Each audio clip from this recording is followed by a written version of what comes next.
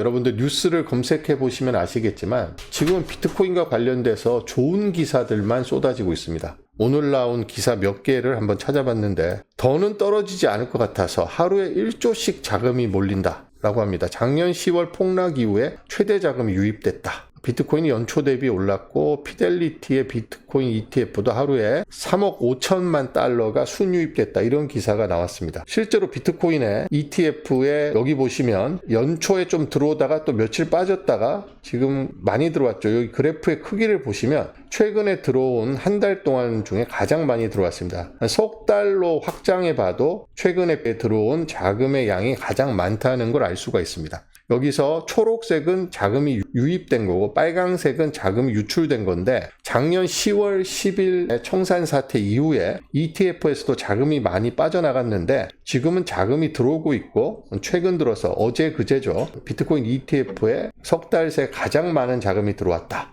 라고 해서 지금 이런 기사가 나오고 있습니다. 더 떨어지지 않을 것 같아서. 이런 기사도 있습니다. 골든 크로스 발생 직전, 올해는 다르다. 이제 10만 달러 돌파가 목전이라는 기사와 함께 골든 크로스가 발생한다. 이런 기사가 계속해서 나오고 있습니다. 그리고 비트코인 공매도 친 사람들이 전멸 위기다. 10만 달러 전에 매수할 수 있는 마지막 기회다. 이번 기회를 놓치면 비트코인 역사상 다시는 10만 달러 아래서 살 수 없을 것이다. 이런 기사도 나오고 있습니다. 불과 몇 달 전까지만 해도 이런 기사가 나왔죠. 이게 작년 11월 27일 기사입니다. 1억대로 와르르 무너진 비트코인의 곡소리, 이런 기사를 쏟아내던 언론이 지금 비트코인과 관련해서 장밋빛 전망을 담은 기사들을 마구마구 쏟아내고 있습니다.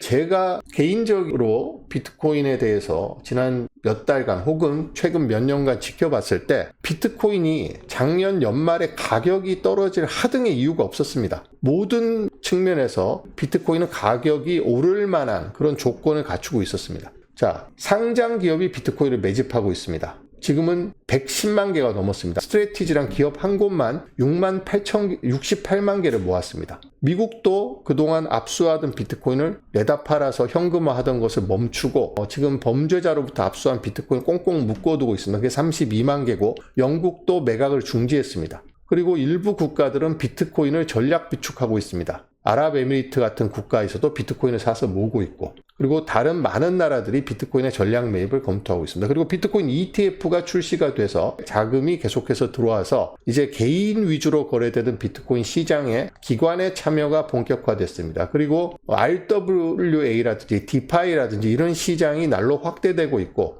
작년에 트럼프가 취임하면서 달러 스테이블 코인을 합법화하는 지니어스 법안이 통과가 돼서 달러 스테이블 코인 시장이 폭발적으로 성장을 하고 있습니다. 달러 스테이블 코인 시장의 성장은 비트코인과 직접적인 관련이 있습니다. 돈으로 비트코인을 사는 게 아니라 달러 스테이블 코인으로 비트코인을 바꾸면 훨씬 더 쉽게 거래를 할 수 있기 때문입니다. 그래서 여러 가지 조건을 봤을 때 비트코인 가격은 떨어질 이유가 하나도 없었던 해입니다. 자, 그리고 수요와 공급 측면에서도 봤을 때 2024년 4월에 반감기가 있었습니다. 금해 연간 추가 공급량이 전체 인류가 보유하고 있는 그 스톡에 비해서 1.5에서 2% 정도 됩니다. 보고서마다 좀 다르긴 한데 어떤 보고서는 작년에 금 공급량이 1.98% 추가로 공급됐다는 기사도 있고 1.5%라는 기사도 있습니다. 어쨌든 대략 1.5에서 2% 사이의 공급이 이루어지고 있습니다만 비트코인은 2024년 반감기를 기점으로 해서 연간 스톡 투 플로우가 0.8%로 떨어졌습니다. 그러니까 금보다 공급이 훨씬 더 희소한 자산이 돼버린 거죠. 달러하고는 비교할 수 없죠. 달러는 연간 3에서 5%가 추가 공급되는 데 비해서 많게는 7%가 추가 공급이 됩니다. 금이 1.5에서 2%, 그런데 비트코인은 0.8%밖에 추가 공급이 되지 않고 2028년부터는 0.4%로 떨어집니다. 그러니까 모든 조건이 비트코인 가격이 오르면 올랐지 떨어질 이유가 없는데 비트코인이 떨어진 거죠. 그래서 비트코인의 어떤 본질적인 가치라든지 펀더멘탈이라든지 비트코인을 떠받치고 있는 내러티브라든지 비트코인의 글로벌 채택의 어떤 증가라든지 이런 걸 보지 않고 가격의 등락만 맨날 보고 기사를 쓰니까 이런 기사를 쓰는 겁니다. 곡소리 난다는 기사를 썼다. 갑자기 공매도 세력 싹 정리됐다. 10만 달러를 넘는다. 골든 클로스 임박했다. 더 떨어지지 않을 것 같아서 ETF로 자금이 마구 몰려들고 있다. 여기에는 본질에 대한 어떤 인사이트 같은 건 전혀 기반하지 않은 아주 현상만 지금 전달하는 기사들이죠. 근데 많은 분들이 이런 기사를 보고 스스로 투자 심리를 결정을 합니다. 투자 심리 영향을 받고 투자에 결정을 하죠. 이런 뉴스를 보고 놀라서 팔기도 하고 또 오른다고 하면 흥분해서 사기도 하고, 그래서 비트코인의 심리학이란 말이 나오는 겁니다. 자, 공포에 사고 탐욕에 팔라고 했는데 이런 기사는 공포를 부추기는 기사입니다. 공포, fear, uncertainty, doubt 이런 것을 퍼드를 키우는 기사들에 반응을 해서 팔고 있죠, 비트코인을. 그래서 최근에 보시면 비트코인이 조금 오르니까 또 팔고 있습니다. 지금 이분들은 PC, 크랩, 쉬리프는 팔고 있고 지금 고래들은 사고 있습니다. 지금. 그래서 그때 팔았던 분들이 또 조금 오르니까 또 샀던 분들이 지금 또 차익을 보기 위해서 또 내다 팔고 이렇게 단타를 치고 있는 분들이 있어서 아마 지금 물고기라든지 게라든지 새우 단계에서 계속해서 지금 일주일 또 어제도 계속해서 매도를 하고 있는 것 같은데, 비트코인의 매일 같은 가격의 변동에 집중해서는 제대로 된 투자를 할 수가 없습니다. 제가 파도와 조류 이야기를 계속해서 말씀드리는데 비트코인의 가격이 오르고 내리는 것은 파도에 불과합니다. 작년 10월 10일 이후에 알 수 없는 이유로 기술적인 오류라고도 하고 월가의 작전이라고도 하고 여러 가지 우연적 요소가 맞아떨어져서 그랬을 것이라고도 하는데, 어쨌든 석연치 않은 이유로, 납득할 수 없는 이유로 아무런 그런 뚜렷한 이유 없이 비트코인이 최대 35%, 40% 가까이 떨어졌습니다. 근데 지금 무슨 이유가 있어서 다시 오르겠어요? 그때랑 비트코인을 떠받치고 있는 어떤 근본적인 가치라든지 비전은 하나도 변한 게 없습니다. 그리고 환경도 변한 게 없습니다. 근데 비트코인 가격은 떨어졌다가 오르고 있습니다. 그러니까 이것은 전부 다 파도에 불과하다는 거죠. 비트코인의 본질은 계속해서 우상향하는 자산이다. 글로벌 채택률이 높아지고 공급은 갈수록 줄어들고 있고 사용자는 늘어나고 있고, 그렇기 때문에 그런 비트코인이 갖고 있는 그런 본질적인 가치에 주목을 해야지 이런 파도에 영향을 받지 않습니다. 파도를 불러일으키는 것은 바람이죠. 바람은 세게 불 수도 있고 길게 불 수도 있습니다. 근데 바람을 보지 말고 조류, 해류를 보시면 이런 언론이 쏟아내는 이런 기사에 흔들리지 않고 투자를 하실 수가 있습니다. 지금은 이런 기사도 나왔습니다. 지금 스트래티지가 비트코인을 레버리지 삼아서 주가가 굉장히 많이 올랐죠. 비트코인이 2배가 오르던 스트래티지 주식은 대여섯 배 이상 오르는 그런 레버리지 효과를 보였는데 작년에 비트코인 가격이 좀 떨어지니까 스트래티지가 망할 것처럼 호들갑을 떨었습니다. 스트래티지가 이자하고 고객에게 배당금을 줘야 되는데 그 줄 돈이 없어서 비트코인 내다 팔 거고, 비트코인은 그때 스트래티지가 65만 개 정도 갖고 있었으니까 스트래티지가 물량을 풀기 시작하면 시장은 대폭락이 이어질 것이다 라고 이야기를 했습니다. 하지만 스트래티지는 그 이후에 비트코인에 3만 개를 더 사서 지금은 68만 개를 보유하고 있습니다. 그랬더니 이제는 스트래티지의 주식을 사면 레버리지로 돈을 더 많이 벌 수 있을 거다, 이런 전망과 기사가 나오고 있습니다. 모건 스탠리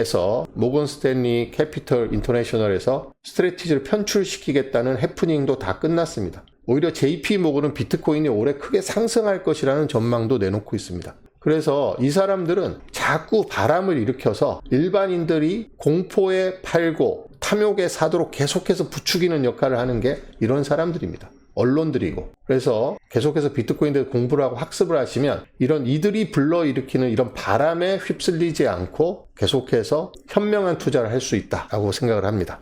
오늘은 한 가지 질문을 여러분께 던지고 거기에 대한 답을 찾아보는 시간으로 좀 이야기를 해본 다음에 마무리하려고 합니다. 자, 비트코인은 언제 사면 좋을까요? 누구나 하는 질문입니다. 여기에 대해서 스트래티지의 마이클 셀럽 회장은 아주 현명한 답을 했다라고 생각합니다. 비트코인은 매일 사기 좋다. 비트코인을 사기 좋은 때란 따로 있는 게 아니다. 매일매일이 사기 좋다. 그러니까 매일매일 조금씩 사라는 이야기입니다. 자, 지금 비트코인을 사는 게 혹시 늦지는 않았을까요? 비트코인이 한국 가격으로 1억 2천만 원에서 다시 1억 4천만 원 올라왔는데 지금 샀다가 다시 1억 2천만 원 떨어지거나 혹시 1억 원 아래로 떨어지는 건 아닐까요? 이렇게 걱정을 하시는 분들은 비트코인을 살 수가 없습니다. 비트코인이 너무 어려워서 못 사시겠다는 분들도 있지만 비트코인의 가격에 대한 두려움 때문에 또 하락에 대한 두려움 때문에 비트코인을 못 사시는 분도 있는데 비트코인은 매일매일 사기가 좋습니다. 언제까지 이런 이야기를 할 수가 있을까요, 우리가? 아마 꽤 오랜 시간 이런 이야기를 할 수 있을 것 같습니다. 비트코인을 매일 사기 좋다. 전 적어도 2100년까지는 이런 이야기를 할 수 있지 않을까. 어쩌면 비트코인 채굴이 끝나는 2140년까지 사실 30년 후에 50년 후에 어떤 일이 벌어질지 알 수 없기 때문에 그 이유를 내다보는 것은 그렇게 현명한 일은 아니겠습니다만 굳이 이야기한다면 비트코인을 매일 사기 좋은 시기는 상당 기간 오래 지속될 것이다 그렇게 생각을 합니다.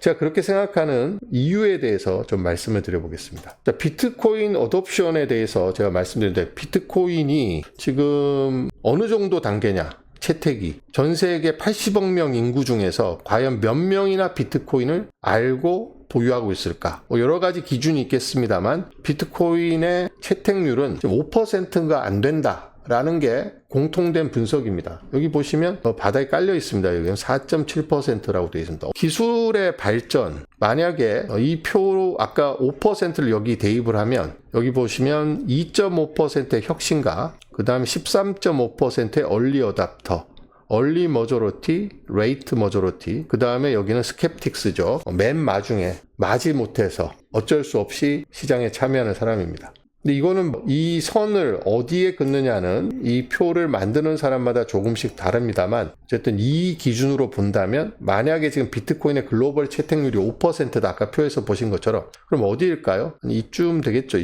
이쯤입니다. 그래서 지금은 아직 시장에 진입 안 한 사람이 거의 대부분입니다. 자, 이것은 구간별로 보여준 거고 이것은 누적입니다. 그래서 가장 많은 사람들이 언제 들어오냐? 얼리 머저리티하고 레이트 머저리티가 합쳐서 68%입니다. 그래서 지금 사토시 나카모토 시대 비트코인의 가치를 알고 채굴했던 사람들은 여기 있겠죠. 여기 있고 지금 2020년이 되기 전에 비트코인을 샀던 사람들 그리고 비트코인과 관련된 기업을 만들고 서비스를 만들었던 사람들은 여기에 들어갑니다. 그리고 2020년대에 들어와서 비트코인을 사기 시작한 사람들 이 구간에서 있겠죠. 그래서 비트코인은 가격적인 측면에서도 지금 10만 달러가 되지 않습니다. 그래서 여러 가지 전망이 있습니다만 올해 전망을 제외하고 조금 긴 전망을 보겠습니다. 자, 캐시 우드가 2030년 말까지 120만 달러를 전망했습니다. 많은 금융기관들이나 투자 회사들도 비트코인을 50만 달러, 100만 달러 전망을 내놓고 있습니다. 마이클 셀러 회장은 2046년까지 2100만 달러에 도달할 것이라고 전망했고 어제 제가 말씀드린 제프 부스는 무려 4300만 달러에 도달할 것이라는 전망을 내놨습니다. 자, 가격적인 측면에서 보자면 미래에 일단 100만 달러가 된다고 봤을 때 지금 9만 6천 달러에 투자를 하든 9만 5천에 투자하든지는 전혀 중요하지 않습니다. 설사 가장 고점에 투자한 사람이 12만 6천 달러인데 100만 달러가 됐다고 봤을 때 12만 6천 달러에 투자한 것도 굉장히 일찍 투자한 거죠. 그러니까 가격적인 측면에서 봤을 때 지금 왜 매일이 투자하기 좋은 때라고 마이클 셀러 회장이 이야기를 했냐면 미래 기준으로 봤을 때 지금의 가격의 변동은 지금은 커 보이지만 그때 가보면 아무것도 아니다라는 그런 이유에서 비트코인은 매일 사기 좋다.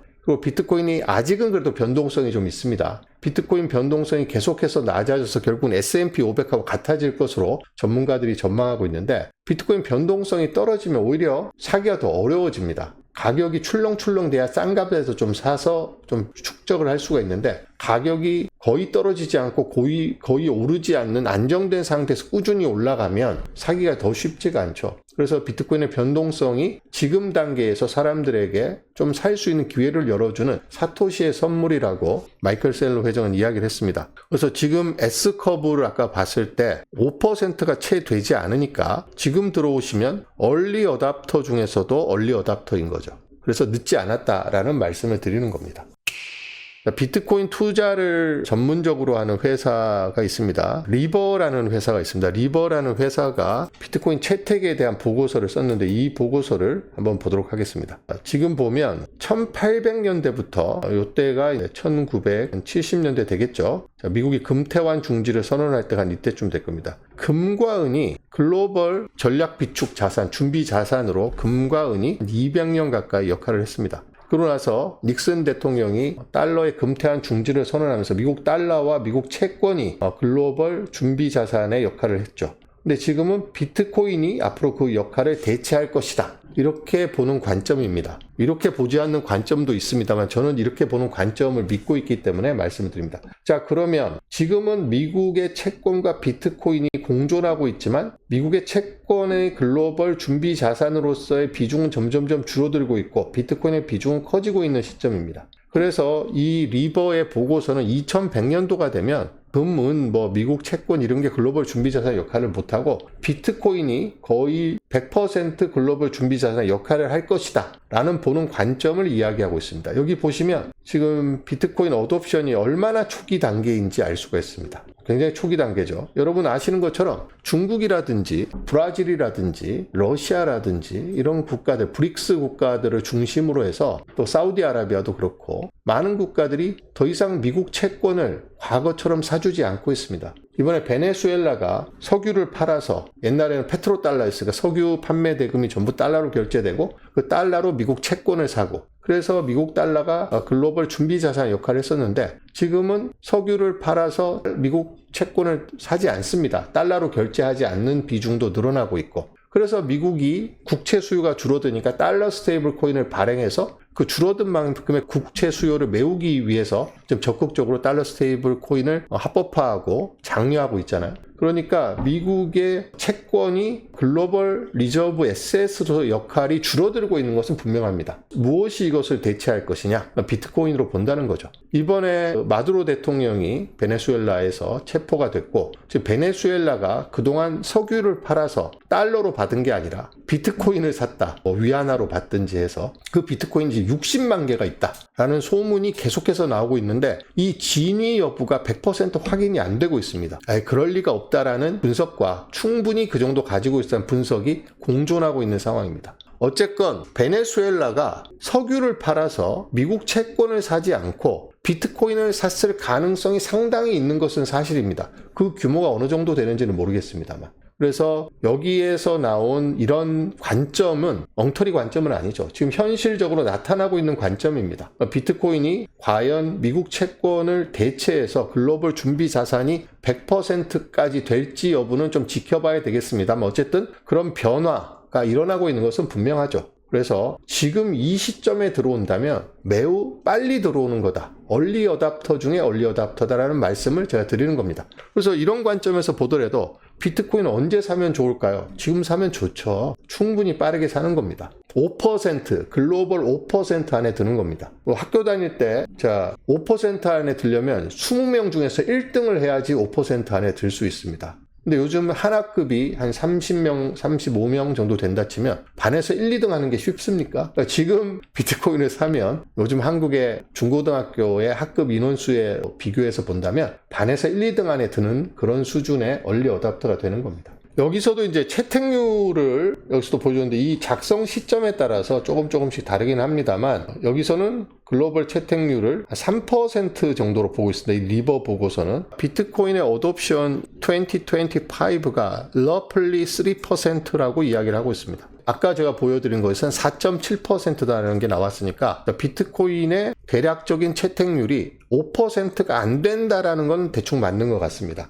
여러 가지 기관에서 나름의 그 방법론을 써서 조사를 했는데 S커브 아까 좀 전에 보여드린 건 5%였는데 리버 보고서는 이제 작년 초에 쓰여진 걸로 보이는데 3%로 추정을 하고 있습니다.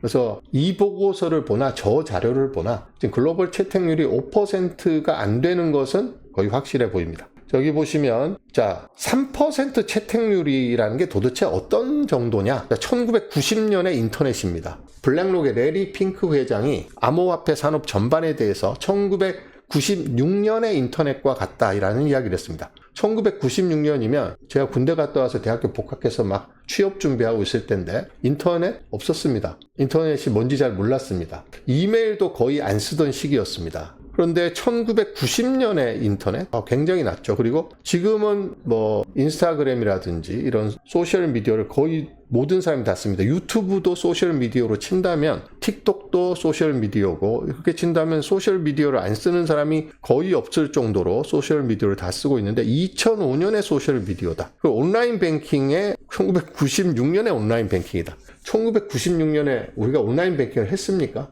극소수의 사람이 온라인 뱅킹을 했겠죠. 하지만 이때만 해도 온라인 뱅킹이 그렇게 많은 사람들이 온라인 뱅킹 존재조차도 모를 때였습니다. 그래서 비트코인의 채택률이 3%라고 한다 치면 이 정도 수준이란 거죠. 그러니까 굉장히 초기라는 이야기입니다. 만약에 그때 1990년대 인터넷에 투자를 했으면 어떻게 됐을까요? 그때 네이버 주식을 샀거나 아마존 주식을 샀으면 어떻게 됐을까요? 혹은 인터넷과 관련된 비즈니스를 시작했으면 지금 어떻게 됐을까요? 혹은 메타의 주식을 2005년도에 우리가 샀다면 지금 어떻게 됐을까요? 엄청나게 폭발적인 성장을 했잖아요. 근데 비트코인의 채택률이 3%라는 건 아직도 갈 길이 멀다라는 그런 뜻이겠죠.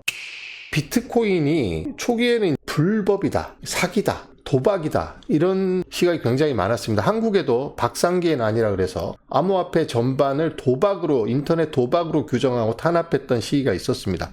근데 지금 비트코인을 비롯한 암호화폐에 대한 인식이 다 바뀌었죠. 많이 바뀌었습니다. 그리고 지금 미국은 달러 스테이블 코인을 합법화한 것을 필두로 해서 지금 암호화폐를 증권이 아닌 상품으로 보는 클래러티 법안도 지금 통과를 앞두고 있습니다. 그리고 비트코인 전략비축 법안도 추진하고 있고 세계에서 가장 강력한 나라인 미국에서 비트코인을 완전히 수용했습니다. 비트코인을 국가가 전략비축한다는데 미국만큼 더 강력한 영향력을 미칠 수 있는 나라가 없죠. 과거에는 비트코인에 대해서 굉장히 부정적이었고 아예 접근도 안 됐습니다만 옛날에는 비트코인을 금지하는 나라가 많이 있었습니다. 여기 보시면 약간 이 퍼플색으로 되어 있는 게 과거에 금지했던 나라들입니다. 금지했던 나라고 여전히 금지하고 있는 나라가 있습니다. 근데 지금은 전 세계에서 9개 나라면 비트코인을 금지를 하고 있습니다. 그 중에 중국이 들어가죠. 그전에는 러시아도 금지했고 인도도 금지했고 많은 국가들이 비트코인을 불법으로 규정하고 금지를 했습니다. 여기 보시면 필리핀이라든지 인도네시아 이런 나라에서도 비트코인을 금지했었고 한국도 하마터면 비트코인을 비롯한 암호화폐가 금지될 뻔했습니다.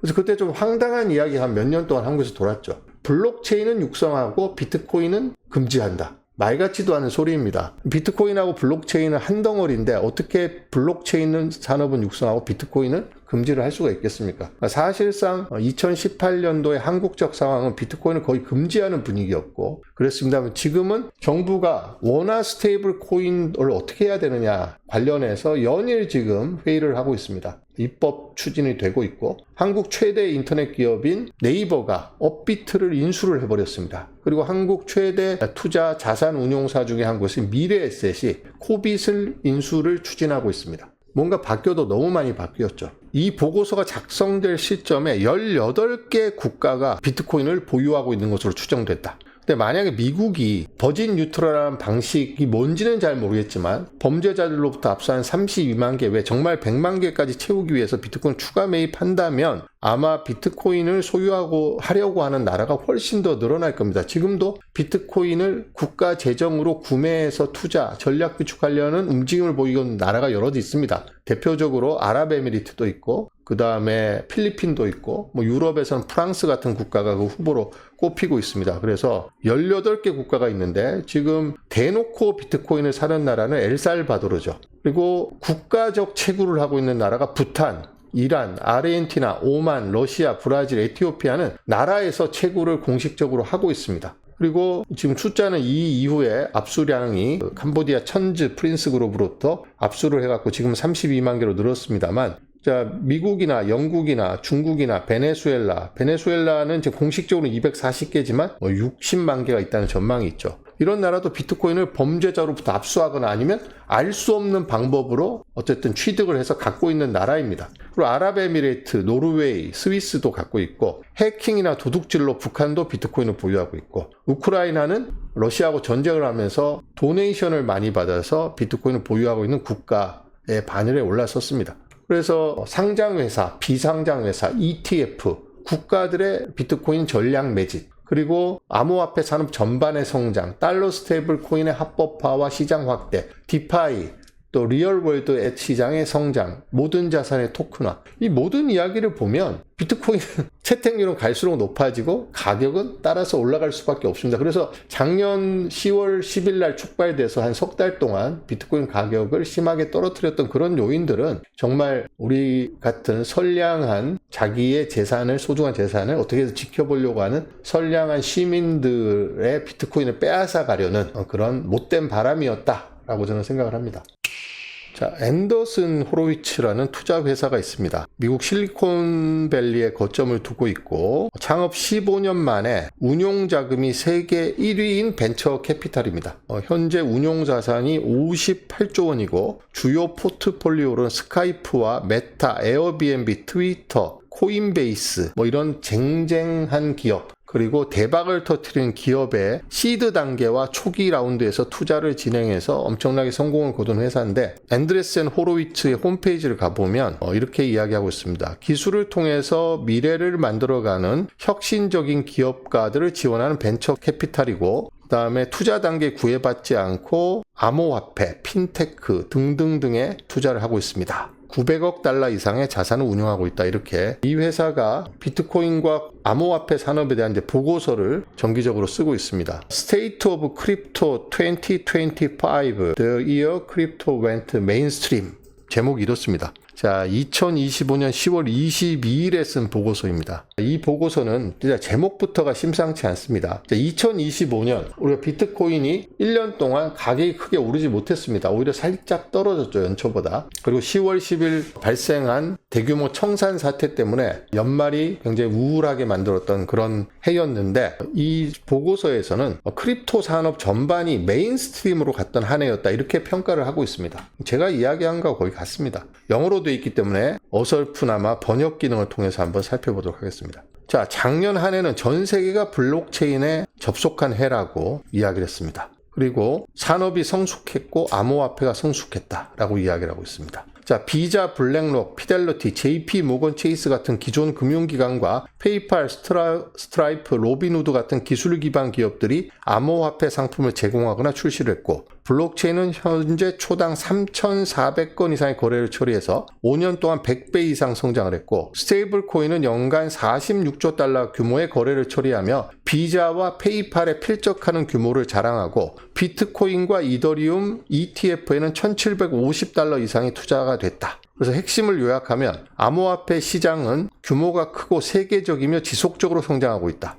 금융기관들이 암호화폐를 수용해왔다. 스테이블 코인이 주류로 자리 잡았다. 미국에서 암호화폐 시장은 그 어느 때보다 강세를 보이고 있다. 전 세계가 체인에 접속하고 있다. 블록체인 인프라는 거의 본격적인 활용 준비가 완료됐다. 암호화폐와 인공지능이 융합되고 있다. 이런 이유를 들면서 암호화폐 시장, 비트코인의 폭발적인 성장을 예상을 했습니다. 모든 이유를 다 살펴봐도 비트코인 떨어질 이유는 없었습니다. 그러니까 파도가, 바람이 이상하게 불어서 파도가 요란하게 쳤을 뿐 비트코인을 떠받치고 있는 본질적인 가치와 펀더멘탈, 비트코인을 설명하는 그런 내러티브는 전혀 훼손된 게 없고 오히려 강화되고 있습니다. 그래서 지금 기술 발전의 단계로 볼 때, 극초기 단계, 비트코인의 채택으로 볼 때 이 단계이니까 다시 한번 여러분들께 질문을 던지고 제가 답을 해보겠습니다. 비트코인 언제 사면 좋을까요? 매일 사도 좋습니다. 지금 당장 사도 좋습니다. 그런데 전제 조건이 있습니다. 목돈을 투자하실 거면 10년 이상 안 써도 되는 돈으로 투자를 하세요. 그리고 만약에 10년이 어려우면 최소 4년 동안은 건드리지 않으셔야 됩니다. 그런 목돈이 없다면 매일 조금씩 혹은 매달 조금씩 사는 달러 코스트 에버리징 전략으로 비트코인을 조금씩 매집해 나가시기를 바랍니다. 그렇게 하면 여러분들이 5% 안에 들어갈 수가 있습니다.